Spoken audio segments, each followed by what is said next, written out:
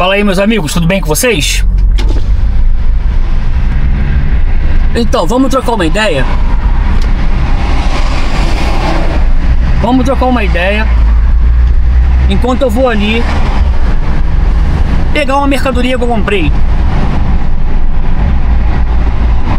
Eu não sei se vocês já passaram por essa situação de vocês, às vezes, quererem esposo, esposa, mãe, filho, namorado, namorada, o que quer que seja, tá? De vocês ficarem sentindo que vocês estão implorando por atenção e você vê que a pessoa, tipo assim, não tá muito aí, não tá nem aí, sabe? Pô, vamos num parque, a pessoa não quer. Vamos no shopping, a pessoa não quer. Vamos na praça, ali no outro lado da rua, a pessoa não quer. Vou fechar aqui porque deve estar fazendo barulho aí. Então não sei se vocês já passaram por isso.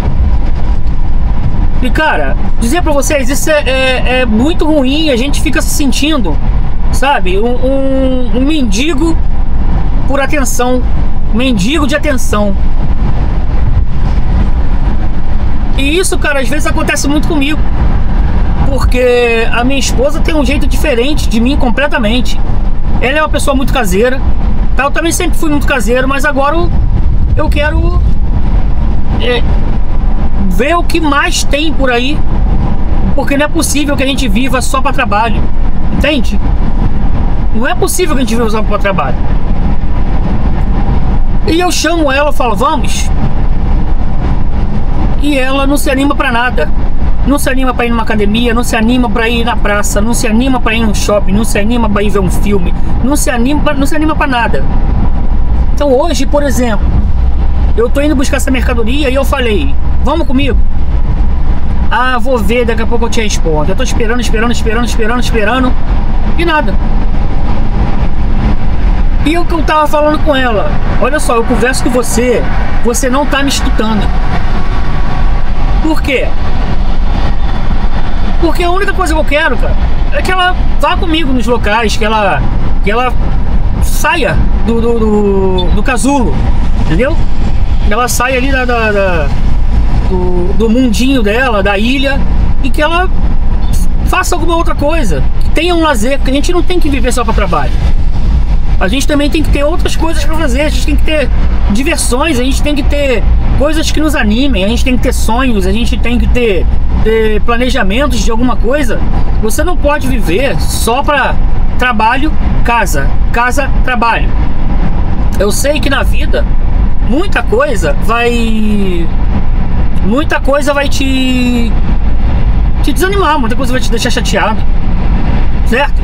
Às vezes alguma coisa que ela espera de mim ou que eu espero dela, eu não posso moldar ela pra mim e ela não pode me moldar pra ela, porque se quisesse outra igual, ela só tem um gêmeo, certo? Não dá pra você ter uma pessoa completamente igual a você, impossível isso acontecer. Se duas pessoas tiverem o mesmo pensamento, elas não vão debater sobre nada. Às vezes é muito ruim você ficar nessa mendigagem de sentimento, mendigagem de atenção, e isso vai te deixando chateado também, hein? A gente que é homem, geralmente a gente não fala, geralmente a gente fica na nossa. Pode fazer isso? Não, não dá, que não sei o que. Tudo bem, a gente vai ficar na boa. A mulher explode logo, entendeu? A mulher logo explode. O homem não, o homem vai ficar calado, o homem vai segurar, o homem vai sustentar aquilo ali. Mas é péssimo, porque a gente fica se sentindo assim, porra, o que eu tô deixando de fazer? O que foi que eu fiz de errado? E aí você começa a procurar erros em você. Sei lá, você começa a procurar erros em você de alguma coisa que tenha acontecido. E você começa a buscar no dia, pô, o que aconteceu? Será que eu deixei ela chateada com isso, com aquilo, aquilo outro? Mas não, às vezes é só simplesmente uma coisa chata da pessoa ser assim, dane-se. E muita gente é assim, cara, e isso tem atrapalhado muitas relações. Eu não me vejo de forma alguma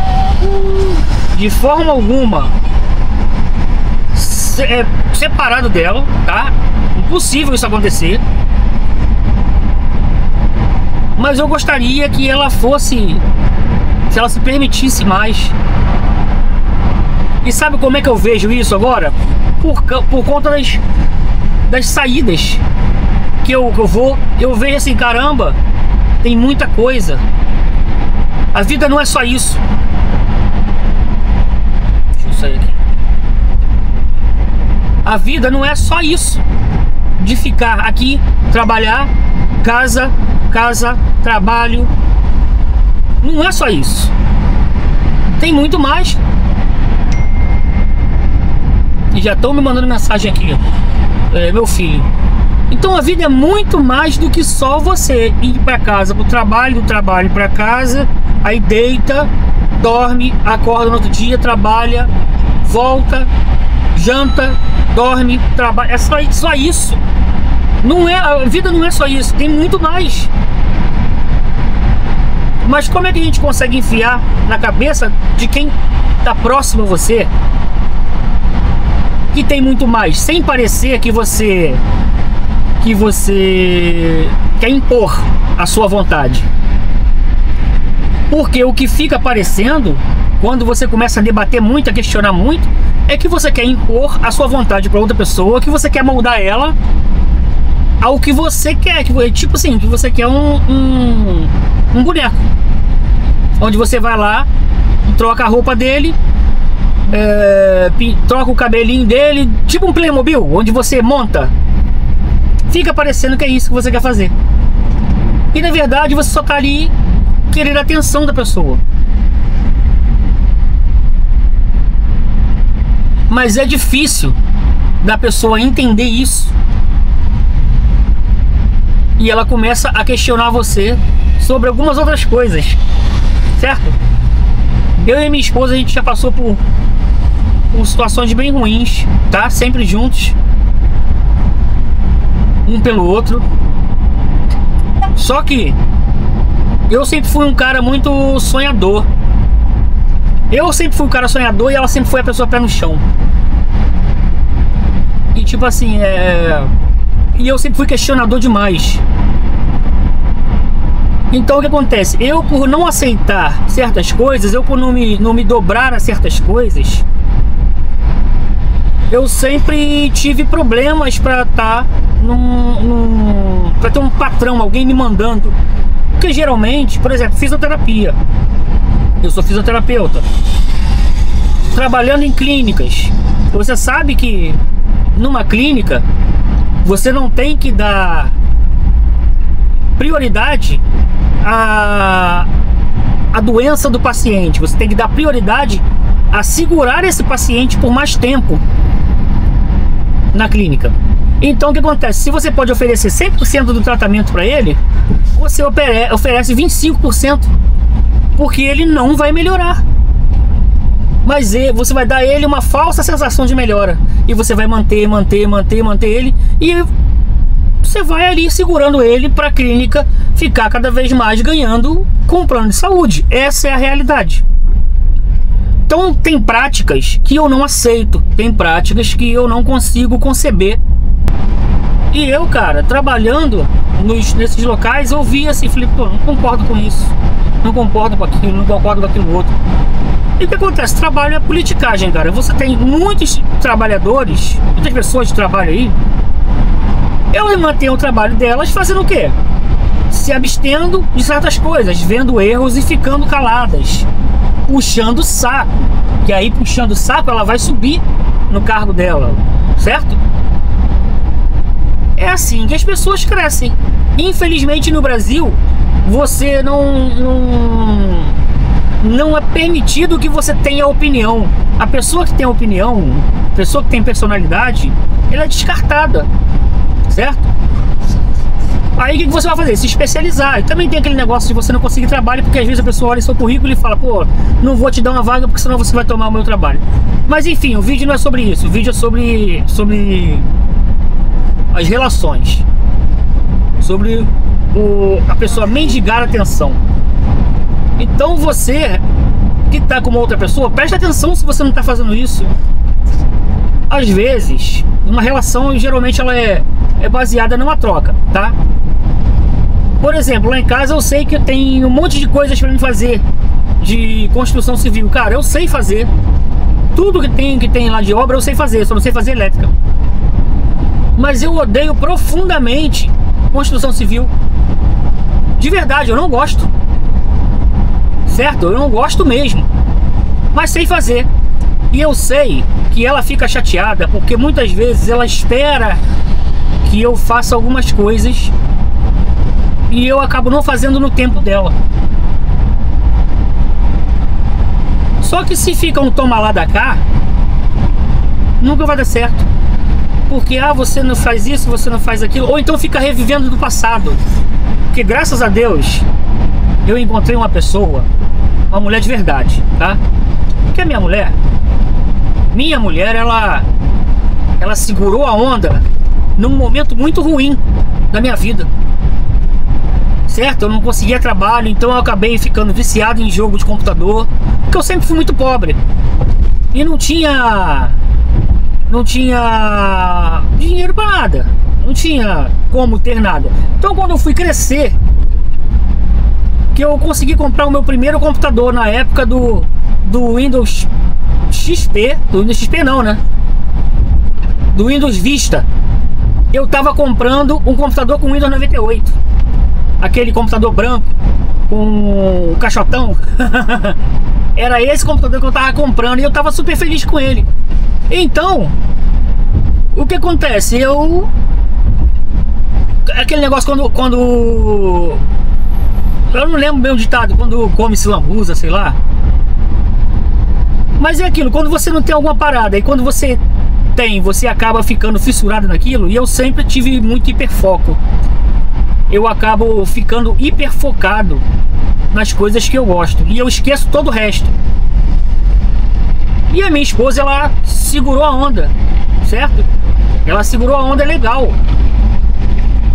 E com o tempo, eu acabei conseguindo, com a ajuda dela, eu acabei conseguindo me desvencilhar desse vício, certo? Consegui me desvencilhar do vício. Então ela sempre foi uma companheira, uma parceirona. Só que quando você impõe, de certa forma, uma condição para alguém, tá? Essa pessoa acaba dando prosseguimento naquilo ali. E chega num certo tempo, num futuro, ela não consegue mais se desvencilhar daquilo e ela vive aquilo ali. Como por exemplo, eu falo com ela, Gleice, hoje você pode relaxar um pouco mais, mas não, ela fala, mas graças a mim, é porque por minha causa, por causa disso, a pessoa não consegue se deixar o passado pra lá. Pô, o passado foi importante? Claro que foi. O passado é o que constrói o nosso presente? Verdade. Só que você não pode viver em função do passado para sempre. Senão você não consegue evoluir. Senão você vai viver no passado. Certo? Se você só vive em função do passado, o passado não sai da sua vida. E o futuro não chega. E aí você vai viver no presente o tempo inteiro. Ou no passado o tempo inteiro.